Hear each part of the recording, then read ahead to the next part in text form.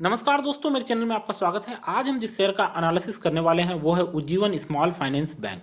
उज्जीवन का शेयर पिछले trading session में 20 रुपीज़ 80 पैसे पे ट्रेड कर रहा था।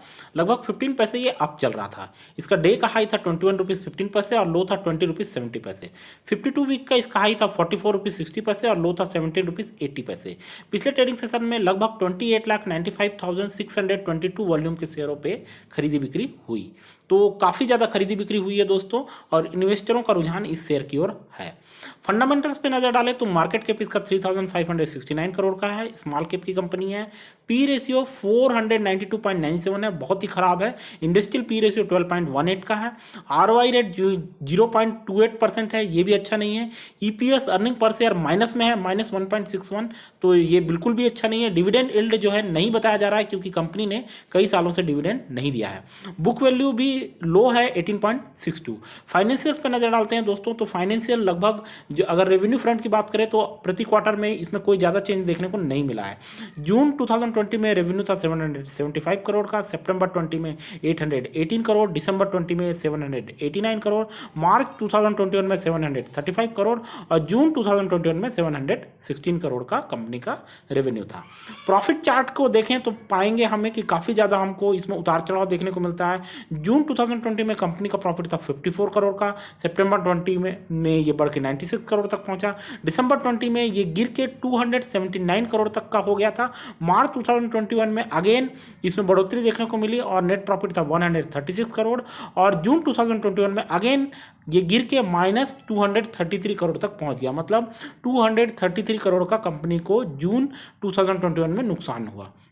नेटवर्थ में हमको कमी देखने को मिलती है पिछले साल के कंपैरिजन में। जून 2020 में कंपनी का नेटवर्थ था 3,251 करोड़, जो कि गिर के जून 2021 में एक साल बाद 2,987 करोड़ तक का रह गया।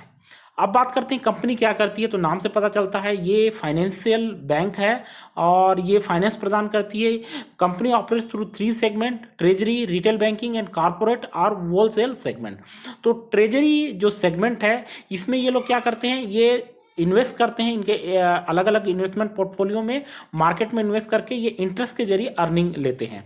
दूसरी चीज़ होती है कि रिटेल बैंकिंग, तो ये अपने रिटेल कस्टमर को बैंकिंग की सर्विसेज प्रदान करते हैं, लोन देते हैं और जो भी है इनका एक रिटेल बैंकिंग का एक थ्रू आउट इंडिया में नेटवर्क है जिसके तहत ये अपनी सर्विसेज देते हैं। फिर आता है होलसेल बैंकिंग का सेगमेंट, तो इसके जरिए ये कॉर्पोरेट और फाइनेंशियल इंस्टीट्यूशन को बैंकिंग और लोन की सुविधा प्रदान करते हैं। इस कंपनी की स्थापना 2016 में हुई थी और ये लगभग 5 साल ही पुरानी है दोस्तों। शेयर होल्डिंग पैटर्न देखिए तो प्रमोटर्स के पास 83.32% शेयर है, रिटेल और अदर्स के पास 12.67%, फॉरेन इंस्टीट्यूशंस के पास 4% शेयर है और म्यूचुअल फंड में 0.01% की होल्डिंग है। तो दोस्तों अब सवाल उठता है कि इस पर क्या करना चाहिए। अगर हम ऑनलाइन यूजर्स की राय देखें तो 46% बाय करने की सलाह दे रहे हैं, होल्ड करने की सलाह 31% दे रहे हैं और सेल करने की सलाह 23% दे रहे हैं। तो हमारी क्या सलाह रहेगी? तो दोस्तों मैं बताना चाहूँगा कि एक साल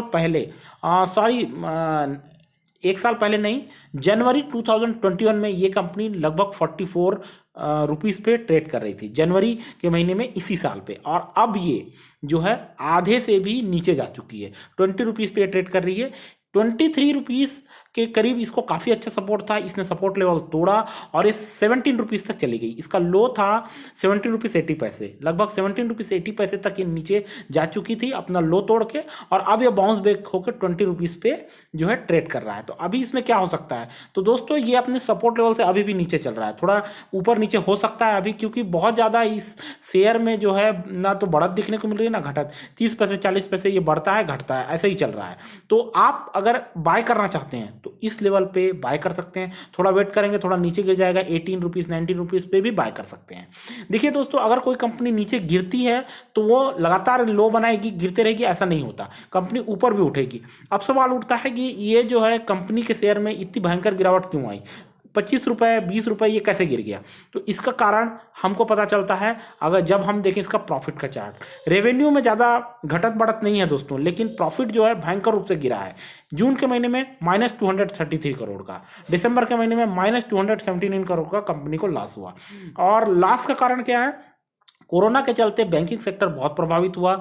इनका मेन काम है लोन देना और लोन की रिकवरी करना, तो वो नहीं हो रहा था। लोन भी लोग नहीं ले रहे थे, तो फाइनेंशियल और कॉर्पोरेट सेक्टर को जहां ये लोन देते हैं वो काम भी नहीं हो रहा था, और जिनको लोन दिया उसकी रिकवरी भी नहीं हो रही थी। एक और बुरी खबर इनके साथ हुई कि इनका टॉप मैनेजमेंट और मिडिल मैनेजमेंट के लोग वो कंपनी को छोड़कर जाने लगे, तो इसके कारण भी इसके शेयर पर काफी बुरा प्रभाव पड़ा और ये शेयर नीचे की ओर आ गया। अब क्या हो रहा है कि कंपनी ने अपना फाइनेंशियल रिस्ट्रक्चर किया है, उन्होंने अपने टॉप मैनेजमेंट को होल्ड करके रखा हुआ है, लोन की रिकवरी 95% तक इंप्रूव हुई है, तो काफ़ी अच्छे चांसेस हैं कि आने वाले समय में कंपनी अच्छा परफॉर्म करेगी। दूसरी, कोरोना से भी जो है देश अब थोड़ा थोड़ा मुक्त हो रहा है, दोनों डोजेज जो वैक्सीनेशन के लग गए हैं, बैंकिंग सेक्टर में काफ़ी उछाल हमको देखने को मिला है, तो हमको काफ़ी उम्मीद है कि ये बैंक भी काफ़ी अच्छा परफॉर्म करेगा। एक चीज़ और बताऊं दोस्तों, कुछ सालों पहले 2020 में ही ये लगभग 60 रुपए पर ट्रेड कर रहा था, उसके बाद से ये काफ़ी गिरा है, और कोरोना काल में तो भयंकर रूप से गिर गया था, और अभी जनवरी 2021 से फिर से गिरावट देखने को मिली। तो दोस्तों अभी अगर आप खरीदना चाहते हैं तो बिल्कुल खरीद सकते हैं, कोई इसमें दो राय नहीं है। अगर मान लीजिए ये थोड़ा और नीचे चला जाए, मान लीजिए ये 15-16 तक चला जाए, आप एवरेज कर सकते हैं, हालांकि काफ़ी कम चांसेस है कि ये नीचे जाएगा। तो मेरा सुझाव है कि आप बाय करना चाहते हैं बिल्कुल बाय कर लीजिए। हालांकि फंडामेंटल्स जो मैंने दिखाए थे, पी रेशियो बिल्कुल अच्छा नहीं है, अर्निंग पर शेयर अभी कंपनी का नहीं है, आरओआई रेट अच्छा नहीं है, कुछ भी अच्छा नहीं है, लेकिन अगर आप जुआ खेलेंगे तो इसी खराब से अच्छी चीज़ निकलेगी, ये चीज़ ध्यान दीजिए, और आप अच्छा रिटर्न लेके निकलेंगे।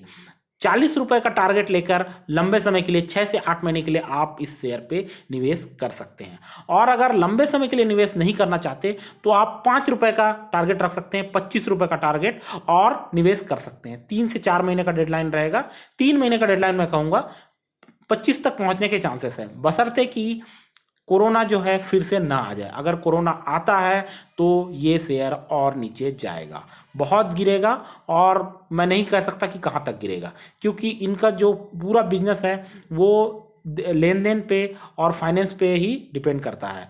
और जैसा कि हमको मालूम है कि कोरोना काल में पूरी जो गतिविधियां हैं फाइनेंस की वो लगभग ठप पड़ गई थी, रुक गई थी। और सबसे बड़ी चीज़ मैं बताना चाहूँगा दोस्तों, छोटी कंपनी है, स्मॉल कैप की कंपनी है, तो इसको बहुत ज़्यादा इसके ये जो कोरोना के कारण जो है ये प्रभावित हुई थी, और काफ़ी इम्पेक्ट इस पर पड़ा था, तो ये कोरोना का फैक्टर रहेगा। लेकिन अगर तीसरी वेव नहीं आती, या जो भी हम लोग प्रिडिक्ट कर रहे हैं आगे कोरोना खत्म होने वाला है, तो ये शेयर भी बढ़ेगा। लेकिन एक चीज मैं जरूर बताना चाहूंगा दोस्तों, धैर्य रखेंगे, आप 1 साल के लिए लगा रहे हैं, मैं गारंटी देता हूं कि ये 45 का आंकड़ा आपको दिखाएगा, 45 का टारगेट हिट करेगा। लीजिए, भूल जाइए, क्योंकि कोरोना भी लंबे समय तक नहीं रहेगा, ये तो श्योर है, और बैंकिंग सेक्टर में जरूर इंप्रूवमेंट होगा, 110% होगा। तो इसी तरीके से मेरा चैनल देखते रहें दोस्तों, आप पसंद आए तो सब्सक्राइब करना ना भूलें। थैंक यू, धन्यवाद।